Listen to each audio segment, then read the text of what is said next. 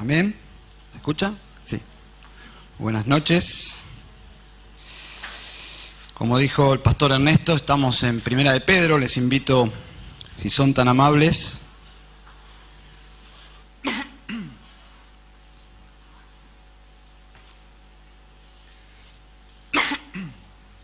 Primera de Pedro 3, y en su oración citó uno de los textos quizás más claros del Evangelio, que está justo aquí en Primera de Pedro, capítulo 3, versículo 18. Si lo tienen, Primera de Pedro 3, versículo 18. Vamos a leer hasta el versículo 20. Dice así la palabra de Dios: porque también Cristo padeció una sola vez por los pecados, el justo por los injustos, para llevarnos a Dios, siendo a la verdad muerto en la carne, pero vivificado en espíritu, en el cual también fue y predicó a los espíritus encarcelados, los que en otro tiempo desobedecieron, cuando una vez esperaba la paciencia de Dios, en los días de Noé, mientras se preparaba el arca, en la cual pocas personas, es decir, 8, fueron salvadas por agua. Que Dios bendiga su palabra. La palabra Pascua significa pasar de largo, ¿no? Bueno, estos son los pasajes que a uno les gustaría actuar pascualmente, es decir, pasarlo por arriba y olvidarnos de este asunto, porque es un pasaje muy complicado. No obstante, Pablo dijo que los que enseñan la palabra de Dios deben enseñar todo el consejo de Dios. Entonces no podemos hacer eso, aunque existe la tentación. Muchos comentaristas dicen que este es el pasaje más difícil del Nuevo Testamento. Bueno, lo primero que debemos tener en mente para comenzar a entender nuestro texto en esta noche es que Pedro está escribiendo a una iglesia perseguida. Una iglesia en una condición muy diferente, por ejemplo, a nuestra congregación. Una iglesia que estaba bajo la sombra de la persecución y obviamente de la muerte por parte del Imperio Romano. Gente en peligro de muerte actúa de una forma extraña, y esta carta justamente viene a ellos para que actúen de una forma correcta según Dios. Y Pedro escribe con ese propósito, con el fin de animarles no a huir de la persecución, que sería lo más lógico que si la muerte nos rodea, el peligro es escapar, pero recuerden que la persecución era global. ¿A dónde escapar? Si el mundo entonces antiguo, conocido, estaba bajo la sombra de esta persecución, todo el Imperio Romano, donde irían, tendrían el mismo inconveniente. Entonces Pedro escribe para animarles a ser fieles en el lugar que están, confiando en Dios. Parecería que es algo fácil recomendar esto, y otra cosa es vivirlo, ¿no? Si yo preguntara en esta noche ¿quiénes tuvieron que pasar una persecución por causa de la fe?, dudo que se levante una mano. Estoy hablando de una persecución en un nivel de que tu vida está en peligro. O quizás sí, pero nuestro país no es así. Dicen que cuando el Evangelio llegó por primera vez, sí había una persecución de parte de la religión oficial. La Iglesia romana perseguía a los cristianos que venían del extranjero, pero con el tiempo fueron aceptados y no hay, por lo menos, este nivel de persecución. Y como dije en una oportunidad, cuando nosotros, que no entendemos muy bien de qué se trata la persecución, leemos estos versículos, los leemos como en blanco y negro. Pero si tuviésemos que pasar por una persecución, estos capítulos serían casi como en 3D. Serían muy importantes para saber cómo actuar en estas circunstancias. Versículo 17 es muy importante porque dice, porque mejor es que padezcáis haciendo el bien, si la voluntad de Dios así lo quiere, que haciendo el mal. Ese es nuestro contexto. Padecer por hacer lo correcto. ¿Y qué es hacer el bien o lo correcto? Es hacer lo que Dios quiere. Luego, dice el versículo 18, porque también Cristo, y comienza allí a mencionar este pasaje, podemos decir, oscuro. La vida en Cristo, hermanos, no nos libra del sufrimiento. Sabemos que hay una secta muy importante que menciona en su eslogan, pare de sufrir, y hay otras sectas que se alinean a ese eslogan, pero la realidad es que la Biblia dice que los cristianos hemos sido llamados a sufrir, es decir, todo lo contrario. Entonces el Señor lo anticipó en Marcos 10, por ejemplo, versículo 28. Entonces Pedro comenzó a decirle, observen, he aquí nosotros lo hemos dejado todo y te hemos seguido. Palabras de Pedro, quien escribe esta carta a nuestro Señor. Respondió Jesús y dijo, de cierto os digo que no hay ninguno que haya dejado casa, o hermanos, o hermanas, o padre, o madre, o mujer, o hijos, o tierras por causa de mí y del Evangelio, que no reciba 100 veces más ahora en este tiempo, casas, hermanos, hermanas, madres, hijos y tierras, y escuche ahora lo que viene, con persecuciones, y en el siglo venidero la vida eterna. Subraye eso, por favor. Es muy claro, con persecuciones.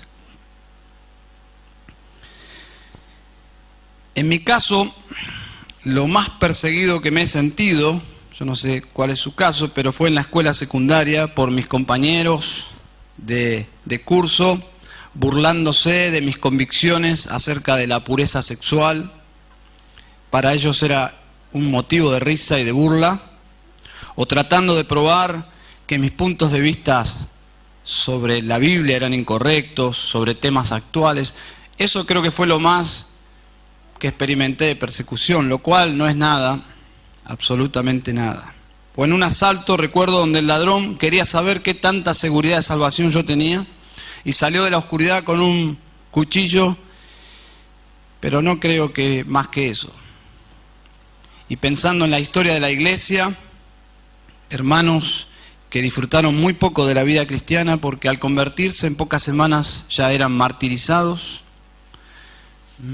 familias enteras asesinadas, y esto nos parece algo de hace siglos. Bueno, esto está pasando en el día de hoy en nuestro mundo. Muchos de nuestros hermanos en Cristo están padeciendo la muerte por causa de haberse convertido a Cristo. La Biblia dice, no obstante, que no todos los creyentes sufrirán el martirio o la persecución en este nivel, la cárcel, la tortura, no todos, pero sí existe en el mundo de hoy una parte de la iglesia de Cristo que está sufriendo un montón, y nosotros en la mayoría de las veces no asumimos, no oramos. A mí me ha pasado de tener que confesar a Dios mi indiferencia porque esto está sucediendo en el día de hoy. Bueno, Pedro introduce por segunda vez el ejemplo de Cristo en el versículo 18, porque también Cristo padeció. Ya lo había hecho en el capítulo 2, cuando él dijo en el versículo 21, pues para esto fuisteis llamados. Es decir, todo lo contrario de pare de sufrir. Fuimos llamados, porque también Cristo padeció por nosotros. Si Cristo, el Rey de Reyes, la cabeza de la iglesia, padeció, nosotros no vamos a evitar el sufrimiento. Y luego dice en el versículo 21 de capítulo 2, dejándonos ejemplo para que sigáis sus pisadas, el cual no hizo pecado ni se halló engaño en su boca y continúa, y ya hemos pasado por este capítulo, pero básicamente lo que Pedro quiere enseñar es que Jesús padeció sin pecar. Entonces, lo que está haciendo el escritor en capítulo 2, con el ejemplo de Jesús, es animarlos a sufrir sin pecar. Y dice que Jesús fue hostigado, Él no amenazó, fue insultado, no devolvió el insulto, sino que encomendó a Dios el Padre esa injusticia que estaba pasando. Bueno, en este caso, en capítulo 3, es diferente. Ahora nuestro desafío es entender por qué recurre nuevamente al sacrificio de Cristo, con qué objetivo. Ya lo usó en capítulo 2 para animar a los creyentes que si estás padeciendo algún nivel de persecución, en tu trabajo, en tu familia, en tu vecindario, lo que sea. En capítulo 2 fue pasar por la persecución, pero en santidad.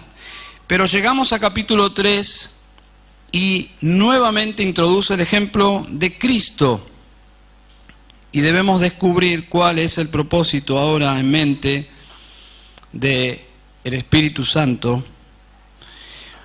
Si no entendemos todo lo que Pedro quiere decir en estos versículos, sería una lástima, pero es una bendición, hermanos, que Pedro exponga la obra de Cristo con tanta claridad. ¿Se dieron cuenta? Versículo 18. Con tanta claridad el Evangelio en este versículo 18. A mí me asombra que en esta porción tan oscura de comprender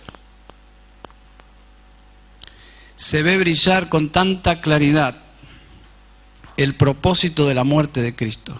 Si no entendemos, realmente sería una lástima todo el contenido de estos versículos, pero el versículo 18 contiene el Evangelio con tanto brillo, que es un mensaje precioso para nosotros, solamente si nos quedamos allí, en el versículo 18. Pero creo que el mensaje es el siguiente. Intento resumir o comprimir una idea que abarque todos estos versículos. Morir por el Evangelio es una gran victoria, no es una derrota.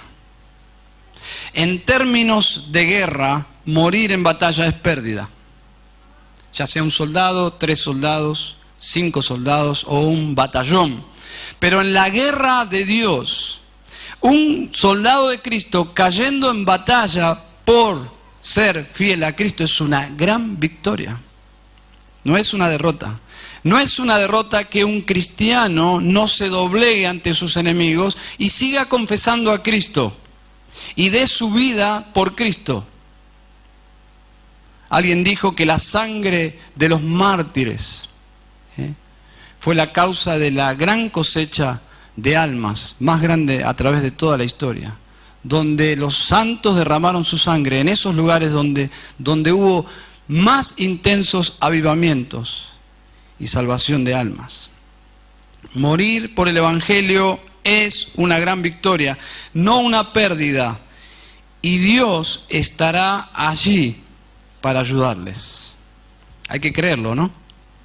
Hay que creerlo. Que enfrentar la muerte por sostener nuestras convicciones acerca de Cristo puede llevarnos a la muerte, y tenemos que confiar en Cristo, que a la hora de morir, que no es una película, que me está pasando a mí, Dios me va a ayudar. Bueno, ese es el mensaje. Cuando pensamos en estas cosas, pensamos románticamente acerca de la muerte. Cuando leemos historias de misioneros que murieron por el Evangelio, sí, son historias inspiradoras, hasta lloramos y decimos, wow, esta gente fue fiel hasta la muerte. Pero ¿qué del martirio de un hijo nuestro? Ahí cambia, ¿no? Ver morir a tu hijo, o de nuestro cónyuge, o de un padre, o de un amigo íntimo. Ya escucharon en una oportunidad al pastor Ernesto hablando de cómo sufrió el apóstol Pedro, el escritor de esta carta. Que no solo fue martirizado él, sino que antes de morir crucificado boca abajo, le hicieron ver cómo su esposa era martirizada. Y Pedro, en vez de tener autocomiseración y decir, me matan a mi amada esposa, le gritaba, como si estuviese en un estadio de fútbol, le gritaba a su esposa que sea fiel hasta la muerte, que no niegue a Cristo, que muera dignamente. Todo esto es muy romántico para nosotros, pero yo no sé si tuviésemos que vivir una experiencia así. En nuestra carne sería muy difícil, pero aquí vamos a ver una promesa, y estoy convencido que la promesa es que si el pueblo de Dios vive una experiencia así, Dios va a estar allí para ayudarles. No nos va a dejar solos. Observen el ejemplo del Señor. Eso es lo que está haciendo Pedro, remitiendo al Señor, a sus lectores, al modelo del Señor. No hay muerte más gloriosa, inspiradora y fructífera que la muerte de Cristo. Observen capítulo 3, versículo 18, porque también Cristo padeció una sola vez por los pecados. El Santo Señor, que no había pecado en él, pero padeció, el Santo padeció. El amado del Padre, tan amado por el Padre, pero padeció. Era el Rey de Reyes, pero padeció. Padeció una sola vez. Y es muy claro, Pedro, no fue por sus pecados, fue por los nuestros. Cristo padeció una sola vez por los pecados. Y en términos de justicia fue una muerte injusta, en manos de injustos.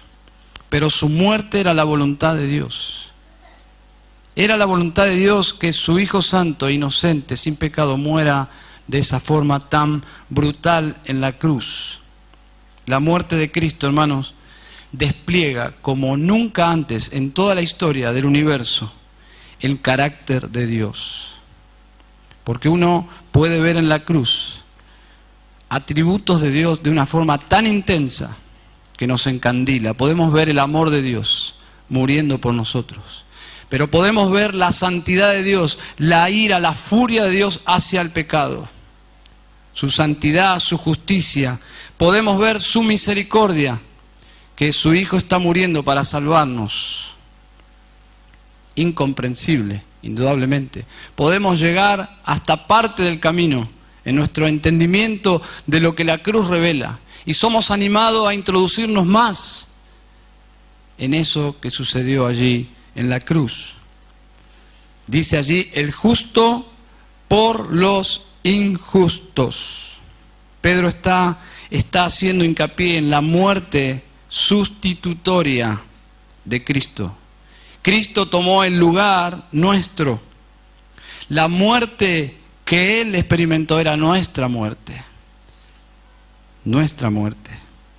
Saben, en la justicia verdadera, los justos no sufren castigos.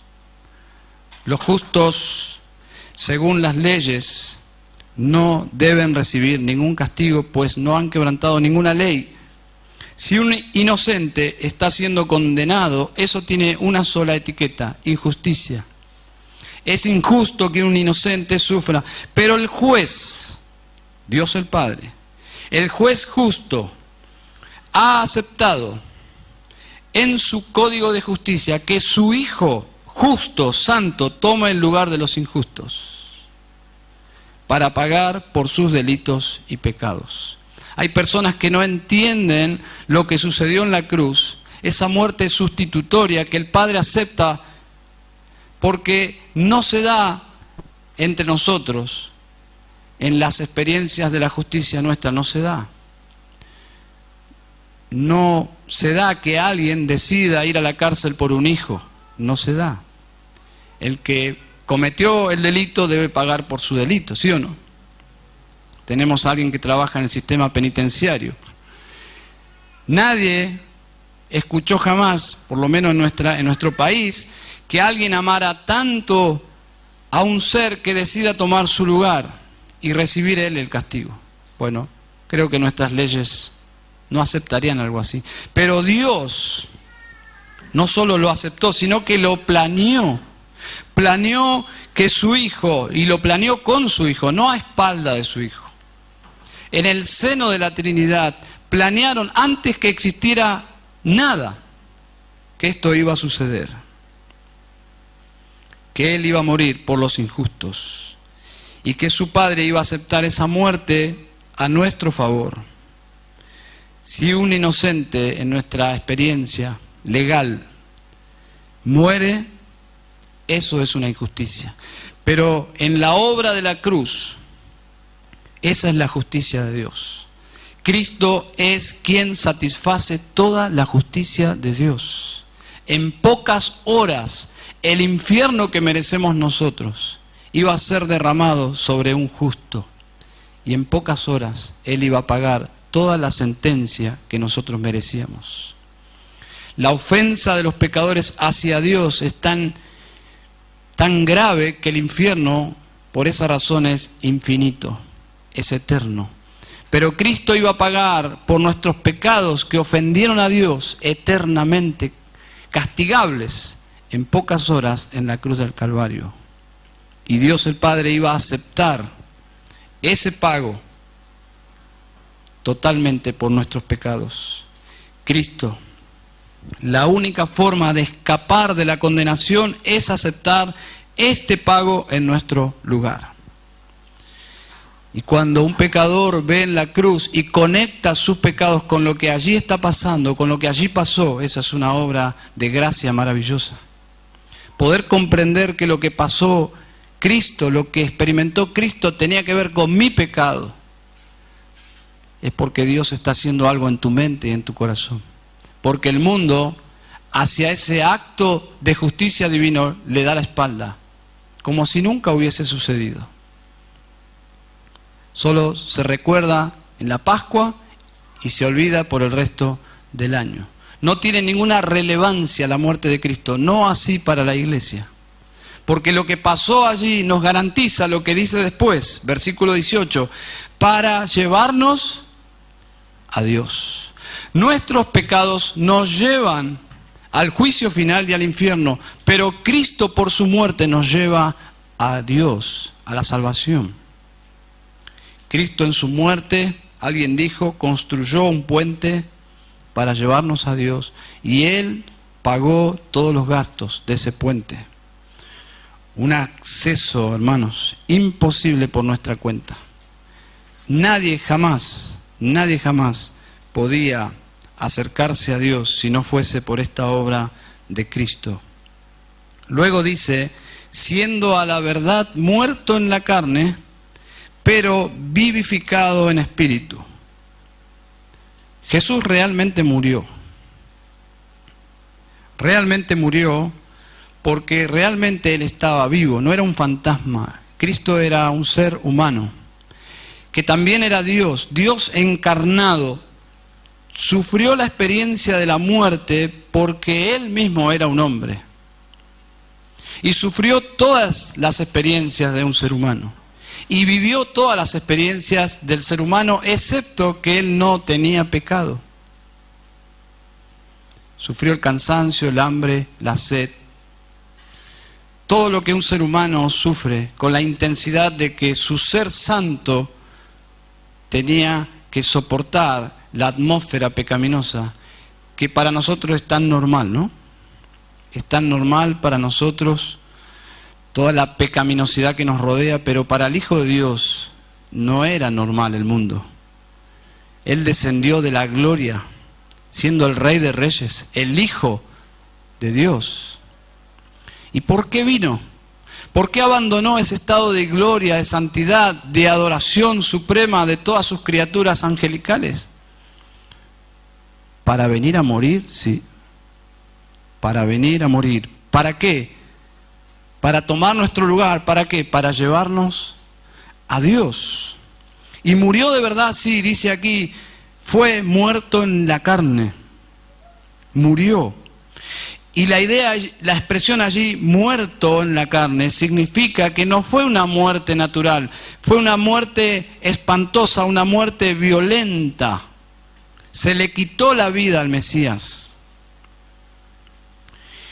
Ahora, lo que entiendo de esta porción, y aquí creo que es lo que se sujeta más al contexto, que Cristo, a la hora de enfrentar la cruz, de lograr cumplir la voluntad de Dios, de lograr la obra que salvaría a los pecadores, fue fortalecido, fue vivificado en su espíritu para poder sobrellevar la hora más oscura de su vida. Estoy convencido que esa frase, pero vivificado en espíritu, significa eso, básicamente. Recordando en Lucas 22, cuando él dijo: Padre, si quieres pasa de mí esta copa, pero no se haga mi voluntad sino la tuya. 22:43 de Lucas. Y se le apareció un ángel del cielo para fortalecerle. Y luego dice: y estando en agonía, oraba más intensamente, y era su sudor como grandes gotas de sangre que caían hasta la tierra. Lo que él iba a enfrentar era algo impensado. Que el Santo Dios iba a tener contacto con la ira de Dios. Su ser santo iba a ser el vehículo, el instrumento donde se iba a cargar nuestros pecados, los pecados del pueblo de Dios, y que Él iba a ser muerto. Él necesitó la fortaleza de Dios en su humanidad para sobrellevar esta hora oscura. Dice Marcos 14:32, vinieron pues a un lugar que se llama Getsemaní y dijo a sus discípulos: sentaos aquí entre tanto que yo oro. Y tomó consigo a Pedro y a Jacob y a Juan y comenzó a entristecerse y a angustiarse. Y les dijo: mi alma está muy triste, hasta la muerte. Quedaos aquí y velad. Yéndose un poco adelante, se postró en tierra y oró que si fuese posible pasase de él aquella hora. Y decía: Abba, Padre, todas las cosas son posibles para ti. Aparta de mí esta copa, mas no lo que yo quiero, sino lo que tú. Vino luego y los halló durmiendo y dijo a Pedro: Simón, ¿duermes? ¿No has podido velar una hora? Velad y orad para que no entréis en tentación. El espíritu a la verdad está dispuesto, pero la carne es débil. Otra vez fue y oró diciendo las mismas palabras. Al volver otra vez los halló durmiendo, porque los ojos de ellos estaban cargados de sueño y no sabían qué responderle. Vino la tercera vez y les dijo: dormid ya y descansad. Basta, la hora ha venido. Ya tiene otra actitud, ya estaba fortalecido. Que venga lo que tenga que venir. Llegó el momento planificado en la eternidad. El Hijo del Hombre es entregado en manos de los pecadores. Fue fortalecido allí en el Getsemaní. Lo que dice el Salmo 138:7, aunque yo ande en medio de la angustia, tú me vivificarás. La misma idea. Extenderás tu mano frente a la ira de mis enemigos y me salvará tu diestra.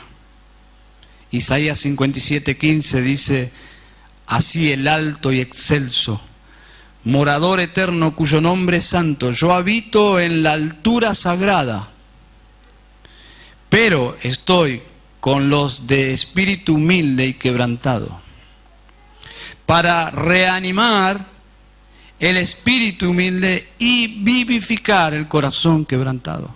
Dios es especialista en animar el corazón que está quebrantado y que necesita ser fortalecido. Dios fortalece a los humildes que están quebrantados y buscan su fortaleza. el modelo del Señor sería un motivo de aliento sin igual para esta gente que sabía que podía morir en cualquier momento. Si a ellos les tocara enfrentar la muerte, tenían que saber que la carne es débil. La carne es débil. Que deben prepararse espiritualmente para estar dispuestos a pasar por una prueba así con una buena nota. Recordarán el ejemplo de Juan Hus. Siempre lo cito porque me identifico plenamente con él. Él estaba en la cárcel esperando morir en la hoguera y estaba preocupado no por morir, sino por no soportar el fuego y claudicar en su compromiso con el Señor. Entonces comenzó a probar, porque leía a la luz de la vela por las noches y ponía su dedo en la vela, y cuando su dedo comenzaba a quemarse, sacaba el dedo y decía, no voy a poder, no voy a poder, no voy a poder, y lloraba y decía, no voy a poder. Pero la realidad es que cuando ese día llegó, Juan Hus fue atado en la fogata allí, en la hoguera, y cuando comenzaron a prender el fuego, él comenzó a cantar y no renunció a su fe, comenzó a citar las Escrituras y se quemaba vivo y seguía cantando, algo totalmente sobrenatural que impactó a sus enemigos. ¿Cómo alguien puede morir así? En algún sentido es lo que está implícito en este pasaje. Que Cristo, a la hora de morir en la carne, en el Espíritu fue vivificado. Porque si el Señor no nos asiste en una situación así, ¿cómo poder soportar en nuestras fuerzas? Imposible. Somos débiles. Bueno, ahora vamos a ir a nuestro texto más difícil, versículo 19. En el cual también fue y predicó a los espíritus encarcelados, los que en otro tiempo desobedecieron, cuando una vez esperaba la paciencia de Dios en los días de Noé, mientras se preparaba el arca, en la cual pocas personas, es decir, 8, fueron salvadas por agua. Comencemos por pensar en lo que no quiere decir el pasaje. No quiere decir que Cristo fue al infierno y que predicó allí a la gente que estaba en el infierno, dándole una segunda oportunidad para escapar de las llamas del infierno. No es lo que enseña ni en este pasaje ni en todas las Escrituras. Cito 2 de Pedro 2:4, porque si Dios no perdonó a los ángeles que pecaron, sino que arrojándolos al infierno los entregó a prisiones de oscuridad para ser reservados al juicio. Está hablando no de todos los ángeles, sino de ciertos ángeles que pecaron de una forma horrible en Génesis. Esos ángeles que pecaron con mujeres fueron encarcelados y están siendo reservados para el infierno. Versículo 5 de 2 de Pedro 2 dice, y si no perdonó al mundo antiguo, sino que guardó a Noé, pregonero de justicia, con otras 7 personas, trayendo el diluvio sobre el mundo de los impíos. Estos 2 versículos nos enseñan que no hay salvación ni para los demonios, estos demonios que están presos en la actualidad, y tampoco hay salvación para los que pecaron en los días de Noé y no se arrepintieron, ni para toda la raza humana hay perdón, que fallecieron por el juicio de Dios en el diluvio, y la raza humana recomenzó, vamos a decir, se reinició solo con 8 personas, Noé y sus familiares.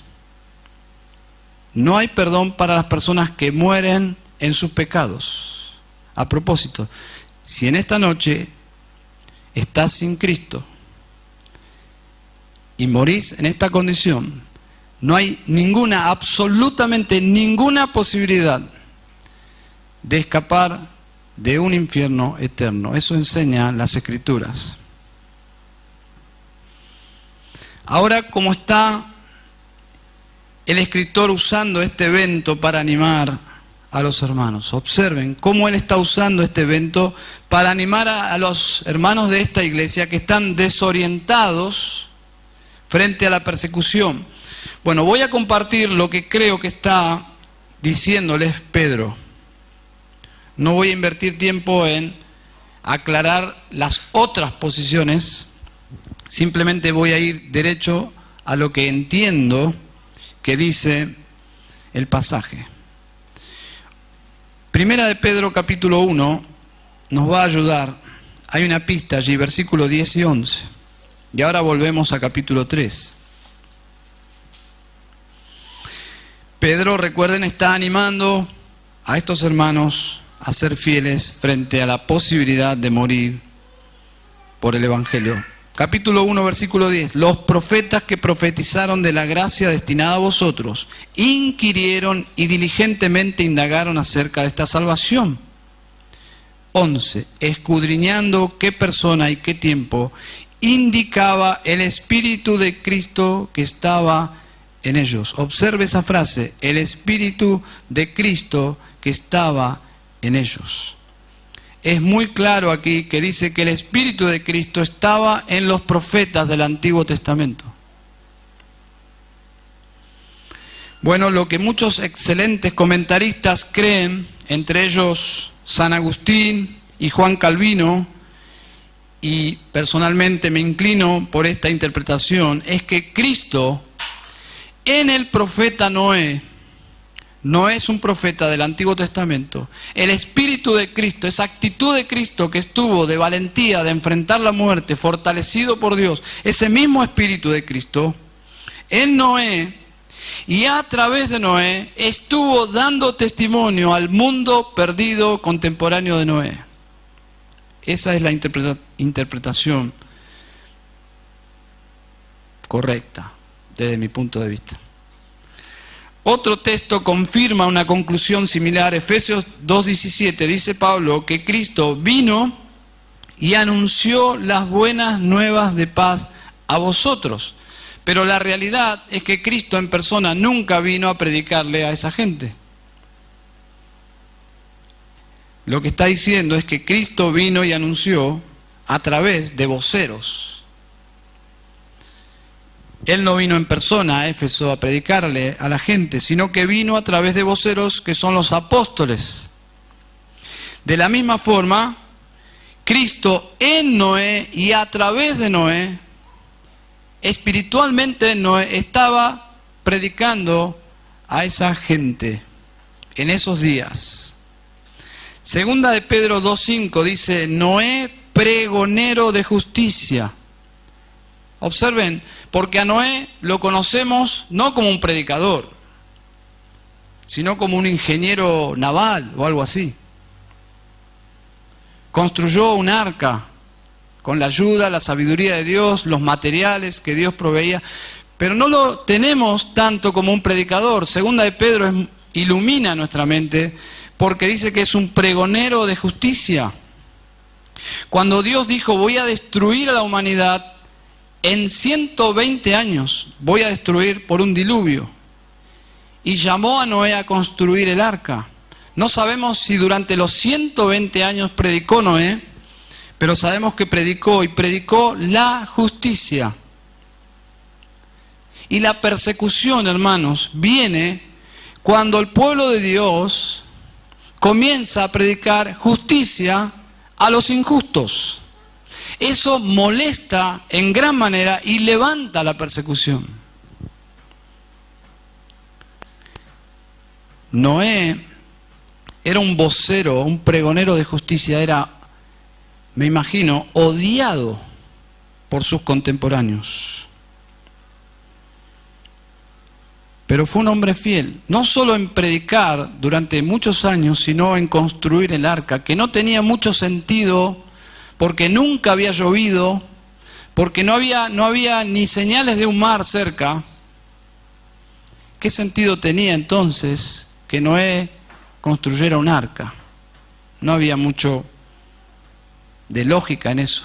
Pero obedientemente Noé comienza, madera por madera, y termina ese barco. En los Estados Unidos, en Kentucky, el Ministerio Respuestas en Génesis. ¿Sabían ustedes que están haciendo algo ahí muy loco? Muy loco. En julio de este año la meta es inaugurar en escala real el Arca de Noé. Un proyecto de apenas $18 millones. Dicen que será la atracción turística más importante, quizás después de Walt Disney. Esperan recibir casi 20.000 personas por día. Porque este hombre quiere comprobar, es un científico cristiano, quiere comprobar que el arca es un lugar, es un instrumento de Dios que fue históricamente el instrumento de Dios para salvar a toda la raza humana y la raza y los animales, todo lo que se preservó. Y lo está haciendo exactamente como lo hizo Noé. Y va a ser un motivo interesante para predicarle a la gente. Me imagino mucha gente va a ir simplemente para saber cómo era el arca.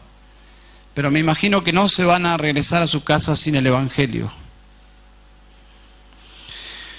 Ya están vendiendo los tickets, si quiere comprarlo en internet, cuando se inaugure usted puede tener un lugar ahí. Y me lleva de paso. Bueno, este proyecto, con toda una empresa haciéndolo, comenzaron en el 2014 y lo van a terminar para este año 2016. 2 años. Bueno, Noé no contaba con una empresa ni con tantos obreros, simplemente era él y supuestamente su familia. Y dentro de esos 20 años, él logró terminar el arca. Pero observen lo que dice el versículo, porque es relevante, no solo para nosotros, sino para los lectores originales. Dice, la paciencia de Dios. La paciencia de Dios, no para con Noé, que no terminaba más. No, la paciencia de Dios para los vecinos de Noé, para el mundo de esos días. Gente incrédula y malvada. Algunos dicen, nunca pudo haber pasado. Un Dios de amor jamás va a enviar una catástrofe donde mueran todos, niños, mujeres, animales. Jamás sucedió. El diluvio, hermanos y amigos, no es un juicio de un Dios intolerable e impulsivo. Todo lo contrario, es el juicio de un Dios paciente, justo y santo. 120 años. 120 años. Cada clavo, me imagino, o astilla, no sé qué usaba Noé, para ir clavando y formando esa arca. Durante 120 años la gente tuvo acceso al mensaje de justicia. Les leo lo que parece un reporte de nuestro mundo actual. Génesis 6:5 dice, y vio Jehová que la maldad de los hombres era mucha en la tierra, y que todo designio de los pensamientos del corazón de ellos era de continuo solamente el mal. Esto es una radiografía de nuestro mundo actual. Nuestro mundo actual es malvado y Dios es paciente. Dios es muy paciente. El diluvio vino después de 120 años de predicación bíblica a través de un hombre fiel llamado Noé. Qué interesante es que Pedro tiene una admiración por Noé, porque usa el ejemplo de Noé en la primera carta y en la segunda carta. Es como que se identifica con Noé, y pienso por las similitudes que había entre los contemporáneos de Pedro y el mundo de Noé. Roma, para el año que escribió Pedro, era un basural moral. Roma se desintegró por su moral, no por su poderío militar debilitado, no, se pudrió moralmente. Esa fue la razón de la caída de Roma. Y Pedro se identifica con Noé, ¿quiénes son estos espíritus encarcelados? Sino esas personas desobedientes que escucharon el mensaje y no obedecieron el mensaje de Noé. Eran espíritus encarcelados porque al morir por el diluvio fueron a un lugar para esperar el juicio final. La incredulidad lleva a las personas a una perdición eterna. No es broma esto. La Biblia lo advierte una y otra vez. No hay purgatorio, no hay una salvación universal, no existe el universalismo. Todos en última instancia van a ser salvos porque Dios se va a conmover y va a decir, bueno, no, nadie, salgan todos del infierno. No existe eso. Si no, la muerte de Cristo no tendría sentido. Cristo murió, ¿para qué? Dice el versículo, para llevarnos a Dios, porque es la única manera de llegar a Dios. Y es la única manera de escapar de la condenación y llegar a Dios, la muerte de Cristo. Y la Biblia es clara en decir que Dios no es injusto para aceptar a un injusto como justo, excepto por medio de Cristo. No tendrá al culpable por inocente. Y cuando habla aquí el justo por los injustos, es una obra perfecta de justicia.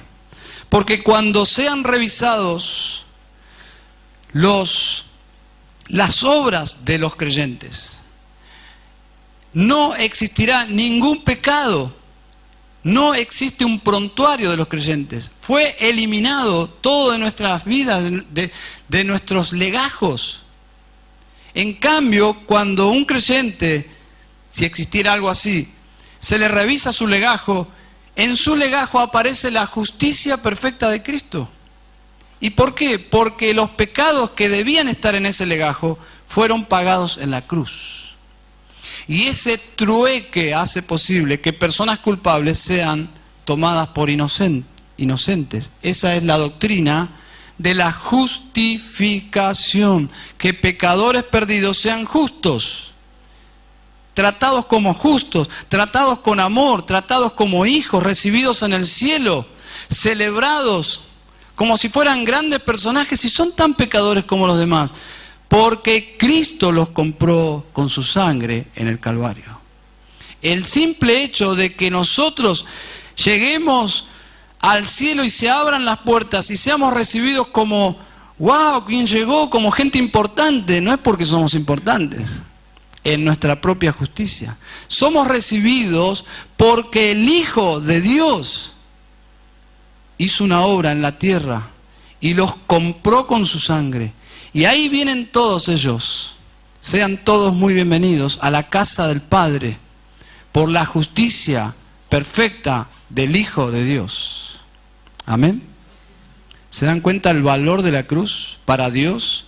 Pero ¿se dan cuenta el riesgo que es despreciar la cruz? Despreciar la cruz sella tu condenación eterna.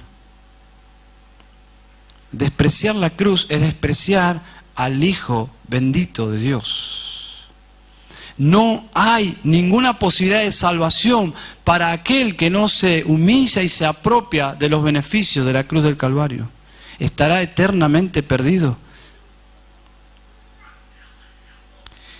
Saben, estas personas desde hace miles de años están en prisión esperando el juicio final. Aquí encontramos algo muy práctico, y voy terminando, sobre la fe que salva. La fe que salva es obedecer a Dios. El Evangelio es un mensaje autoritativo. Él era un heraldo de justicia, un pregonero de justicia. Y nosotros, que para este mundo no somos nadie, pero cuando predicamos el Evangelio, estamos investidos con una autoridad que Cristo nos dio. Dice, vayan y prediquen a toda criatura, yo les envío. Toda potestad me es dada en el cielo y en la tierra, por lo tanto, vayan, yo los envío.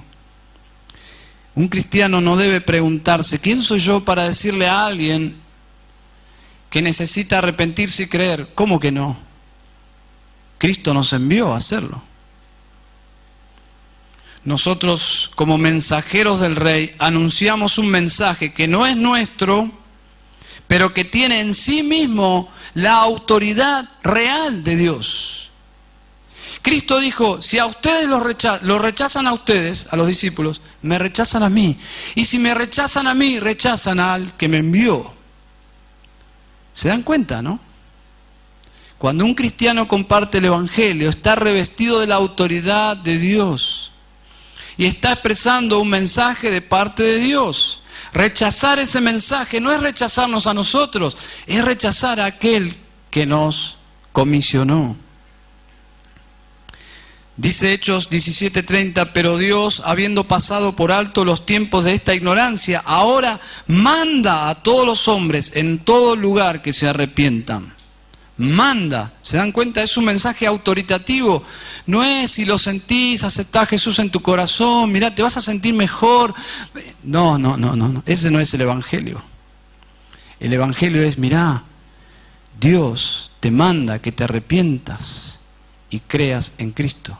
Le des la vuelta a tu camino egoísta y pecaminoso y te rindas ante el Hijo de Dios, que murió en la cruz para salvarnos, para llevarnos a Dios.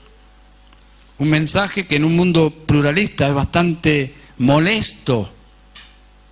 En un mundo donde hay que respetar las ideas, un mensaje tan absolutista. El único camino al Padre es Cristo. Y la forma de llegar a Cristo es en arrepentimiento y fe. Con razón lo odiaron a Noé. Algunos estudiosos intentaron descubrir cuál era el mensaje de Noé. Mientras construía el arca estaba diciendo, Dios va a enviar un diluvio, todos van a morir. Pero aquí solo tendrán que subir los que creen. Y obviamente me imagino que se habrán burlado de Noé. Y finalmente la humanidad fue reducida a 8 personas. La Biblia enseña una y otra vez que los salvos serán una minoría. Una minoría. La Biblia enseña que los salvos son una minoría, como el camino angosto, que pocos se salvan, palabras de nuestro Señor Jesucristo.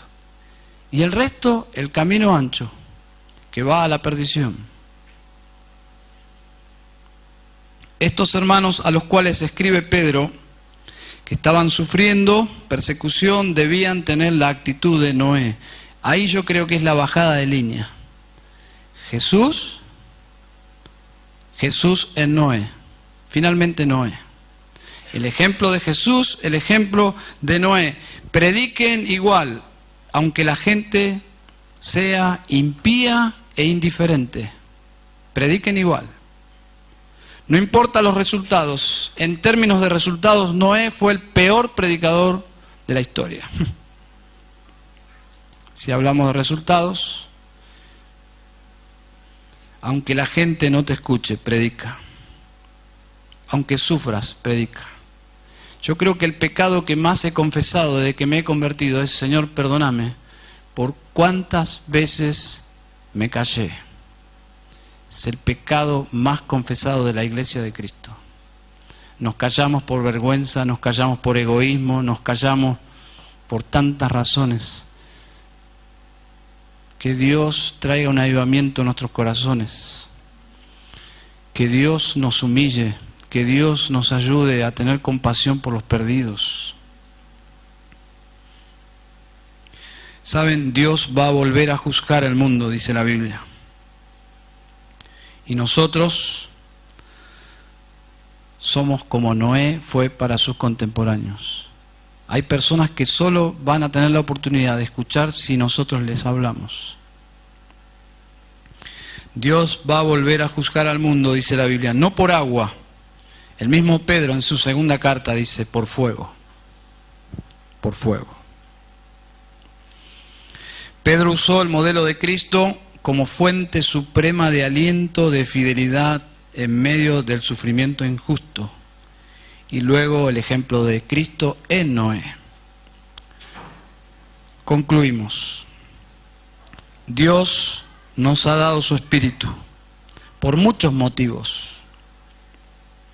Pero principalmente creo que Dios nos ha dado su Espíritu para que compartamos el Evangelio. Dios nos podría haber salvado y no darnos su Espíritu, ¿sí o no? Pero Él decidió salvarnos y todo aquel que cree recibe su Espíritu. Efesios capítulo 1, versículos 13 y 14. Y habiendo creído en Él, fuisteis sellados con el Espíritu Santo de la promesa. Habiendo oído el Evangelio, habiendo oído el mensaje de la verdad. ¿Y por qué Dios nos ha dado su Espíritu? Por muchos motivos, por debilidad, por necesidad de dirección, para poder orar correctamente, por un montón de motivos, para evidenciar los frutos o el fruto, para evidenciar a Cristo, pero sospecho que principalmente nos ha dado su Espíritu para que seamos testigos eficaces, para que cuando decidamos testificar, el Espíritu esté con nosotros, ayudándonos a predicar el Evangelio. Termino citando 1 de Pedro 4:14. Si sois vituperados por el nombre de Cristo, sois bienaventurados porque el glorioso Espíritu de Dios reposa sobre vosotros. Creo que allí está el mensaje. El Espíritu nos vivificará en los momentos que tengamos que sufrir por testificar. Nos va a asistir. Que el Señor nos perdone por tantas veces que fuimos infieles. Vamos a orar. En esta noche, cada cabeza inclinada, por favor, y ya terminando, el Evangelio es un llamado a venir a Cristo. ¿Has venido ya a Cristo? ¿Estás 100% seguro? 100% seguro de tener la salvación, al Salvador, al Señor. No dejes pasar este día sin invocar el nombre del Señor. Él es misericordioso y compasivo, lento para la ira y perdonador. Padre, te doy gracias, Señor, por tu Hijo, por su amor al venir a salvarnos, por su obra en la cruz perfecta, porque aún odiando el pecado lo enfrentó, lo asumió y tomó nuestro lugar, y como un cordero manso se entregó a la muerte y muerte de cruz. Gracias, Señor, por su victoria. Su muerte es nuestra vida, su muerte es nuestro perdón, su resurrección es nuestra resurrección, es nuestra esperanza. Señor, gracias por el Evangelio. Señor, en esta noche te rogamos que nos perdones, como tantas veces te hemos pedido perdón. Y tu amor no fluctúa, Dios, por nuestra ineficacia o nuestra infidelidad. Sabemos que nos amas como siempre, pero te rogamos, Señor, perdónanos y danos nuevas oportunidades en tu gracia de compartir el Evangelio, Señor. Que en esta misma semana que ha comenzado hoy, podamos compartir el Evangelio, Señor. Oramos en Cristo Jesús. Amén y amén. Ernesto.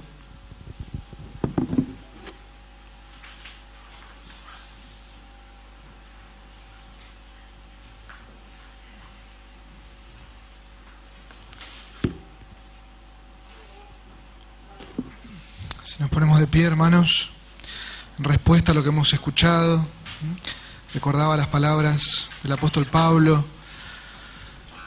en su carta a los Filipenses.